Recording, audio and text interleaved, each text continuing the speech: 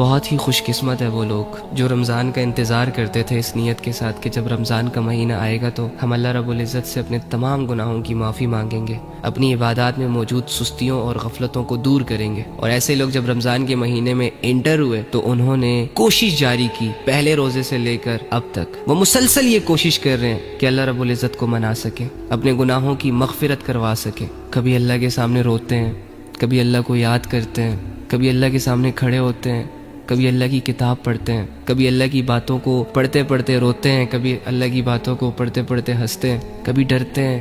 کبھی امید پیدا ہوتی ہے۔ کتنے خوش قسمت ہے جو لوگ ان کیفیتوں سے گزر رہے ہیں، جو اپنی زندگی کو ضائع نہیں ہونے دے رہے، جو اپنے دلوں کو اللہ کے یقین سے منور کرنے کی کوششیں کر رہے ہیں۔ سلام ہے ایسے لوگوں کو یار، جاری رکھو اپنی محنتیں، ڈی موٹیویٹ مت ہونا۔ آپ لوگوں نے جو راستہ اختیار کیا ہوا ہے اس راستے کی منزل اللہ ہے، عبادتوں کے راستے ہی اللہ تک جاتے ہیں،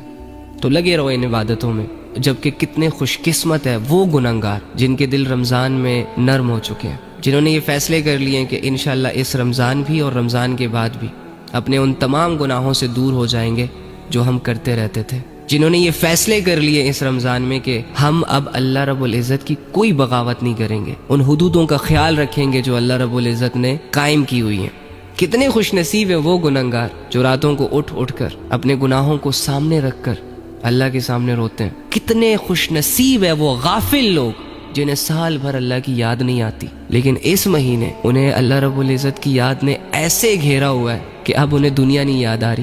اور اپنے آپ کو بدلنے کی کوششوں میں لگے ہوئے ہیں، توبہ کر رہے ہیں، رو رہے ہیں، اللہ کو منا رہے ہیں، اللہ کو پکار رہے ہیں۔ اپنی طاقت کے مطابق ہر بندے کی سٹرگل جاری ہے، اور واللہ یہی وہ لوگ ہیں جن کے لیے ہدایت کے دروازے کھلنے والے ہیں۔